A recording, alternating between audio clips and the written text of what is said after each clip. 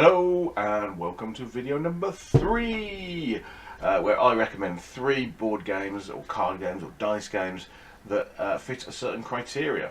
This week I'm going to be looking at solo games. There aren't that many solo games out there on the market.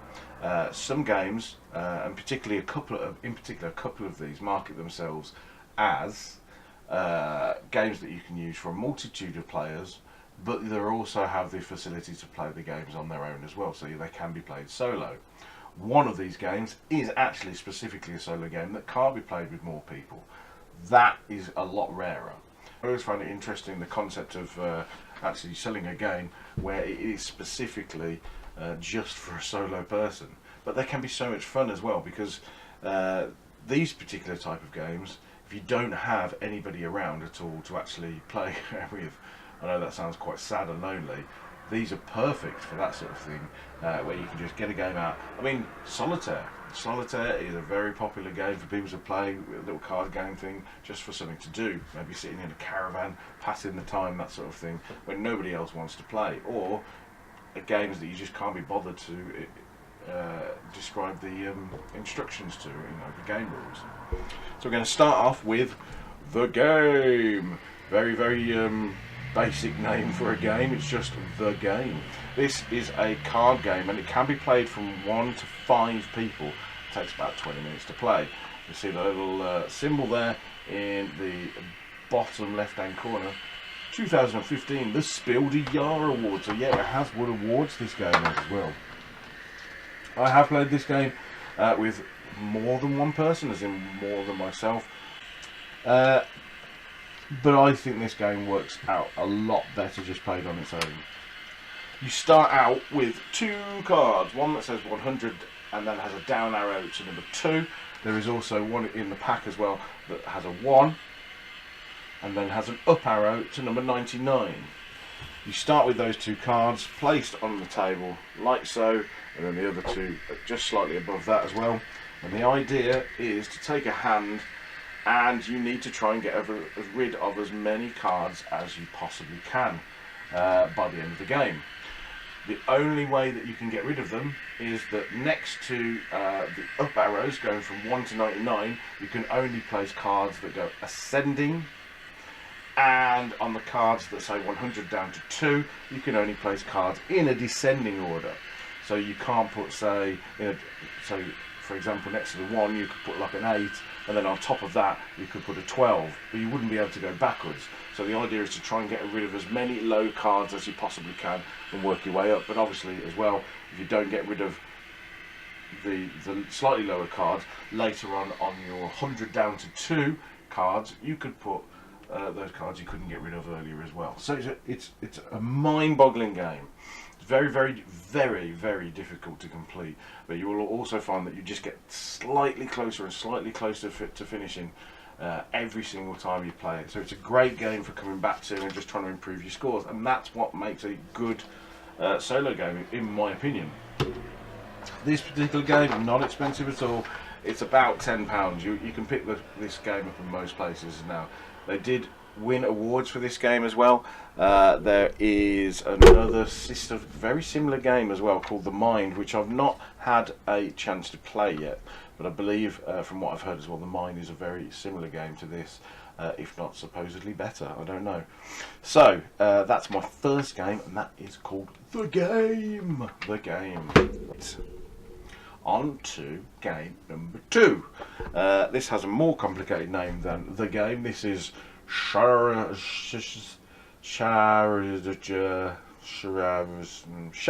That's how I would say it.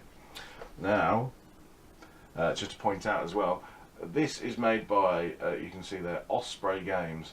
Now, the reason why I ended up buying this game is because one of my favourite 2-player games, which I mentioned in the 3 recommends 2-player game video, Odin's Ravens was one of my favourite 2-player games. It's also one of my favourite games in general, and that's made by Osprey Games. So I did a little thing where I thought, well, I'm going to try and see if other Osprey games are very similar in, similarly as good as Odin's Ravens. What are my findings on this? Some are, some aren't, basically. As with all games manufacturers, that would be the case. You've got two little scoring tiles here when you bring it out of the pack. This is a tile place game as well. Did I mention that? I don't think I did. It's a solo on there, and as you can potentially play this as a two-player. Now, I've played this in both circumstances, and I will say the reason why this is in this video is purely because I prefer this game as a solo. I played it as two-player, and I just don't think it works as well, to be honest. This game, I genuinely loved sitting there placing the tiles.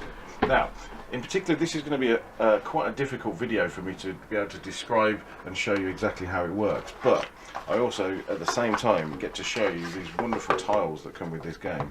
So, as I said before, it is a tile placing game. So you can see here, I love the artwork on these ones. These red, these blue tiles, different ones there.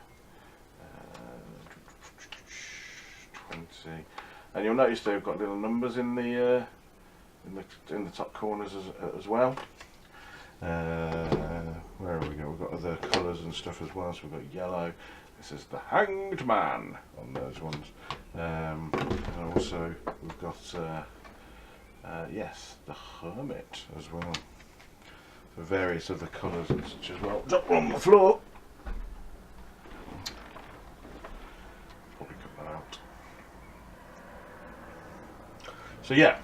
Basically, the way that this game works, as I was saying as well, you can see in the top right hand corner those little numbers there. Basically, the way that this works is that you've got to try and get from basically from left to right with ascending numbers and trying to group together as many of the same colour as possible. Now, you can only place tiles together like so as they go across, so they always have to be halfway between and then carry on and so on, and you can only have 4 per column, so they go in from sort of column. You can only have 4 in a column, but you can basically have as many columns as you want, and you have to try and get from the lowest numbers all the way up to the highest numbers as possible, and trying to get rid of as many as possible. Where it falls down, where you basically where you can lose points or not gain any points, is when you place a tile and it's rather than it's going up and up and up, and if it descends, that's basically not going to count towards your score. So you need to flip those over. So you need to try and group as many colours together as possible to make bigger points, but also trying to keep the numbers ascending as they go up as well. Very difficult to describe, but I will show you this. It's so easy to learn because look how short this booklet is. 1, 2, 3, 4 pages. Very, very easy to learn indeed. And just look at that artwork again. That is just it's beautiful. So SHAHRAZAD, again, it's not one that you see around a lot, to be honest. And again, I've never heard of anyone else playing it. So I think it's a little bit of a gem, in that it's just a very unusual game to play. So that's SHAHRAZAD. This next one you do need quite a big area for, and literally this game is a solo only game. And the reason why I'm doing this video is because I received this game very recently. I've played this game 3 times, and I love it. I'm going to keep going back to it. It is Hostage Negotiator. So, as you might imagine, you play a hostage negotiator, and the idea on this one is to negotiate for the saviour of hostages. Now, there's a fair bit to learn with this game, because there's quite a bit of a setup for it as well. But it all pays off because once you've played it through, it's one of those games that you'd love to go back to again. You've got this main board in the middle, and you can see here. Let's do this. These are your conversation points that go around here. This is where the hostages stay. If they die, they head to here. If they live, they go to there. The idea is, if you get more than half in the death, that's obviously not a good thing. So you're out of the game if there's more than half of these. You've also got sort of a time limit as well. The time limit based on sort of like people dying, and there's also sort of threat cards and things like that. This is the critical situation threat level. As stuff progresses, if you do quite badly, you find your threat level gets higher and higher and higher, and eventually someone's getting killed. But if you do quite well and you're sweet talking your way into the this terrorist or abductor, I suppose it's called in this one, yeah, abductor, you can start to save people as well. And as the threat meter goes up and down, you can actually acquire more dice as well, which is basically the kind of the middle of this game is all about the dice throwing, really.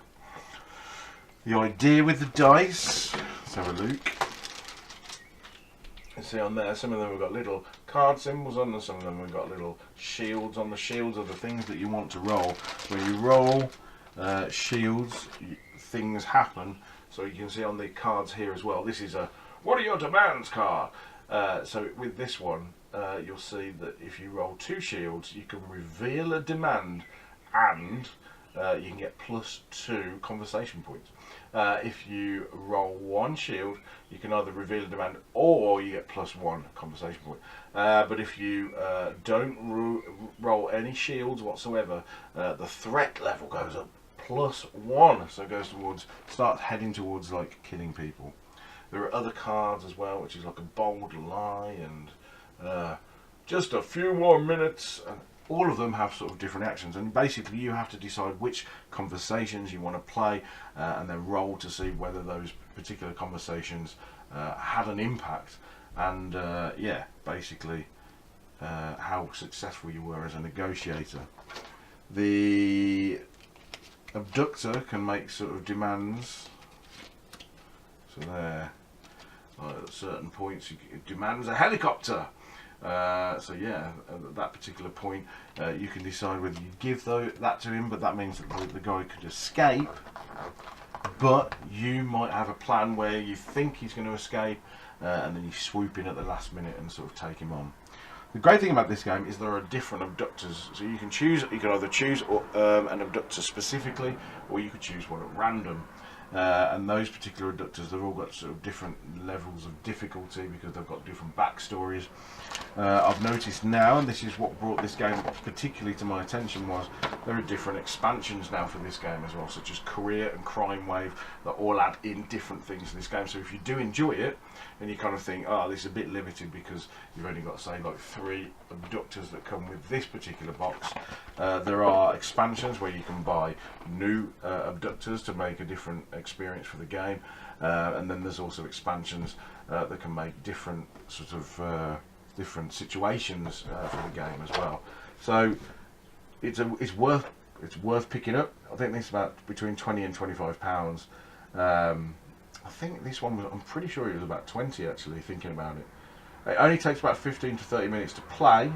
It's not that difficult to pick up. I mean, it looks quite complicated from what I was showing you there, and there is a lot more to this game than there is to the previous 2 that I was recommending. But if you do play board games and you're quite good at sort of translating rules, that's not a difficult game to pick up and play at all, really, to be honest. And it's fun.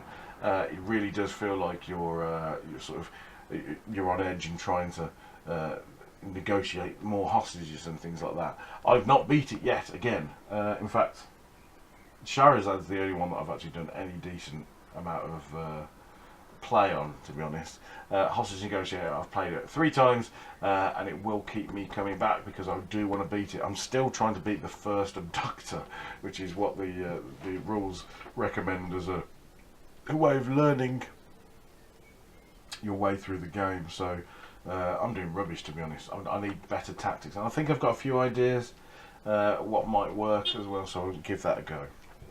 So those are my 3 for this week. There's 3 solo games, so let's go over those again. We've got the game, which retails about £10.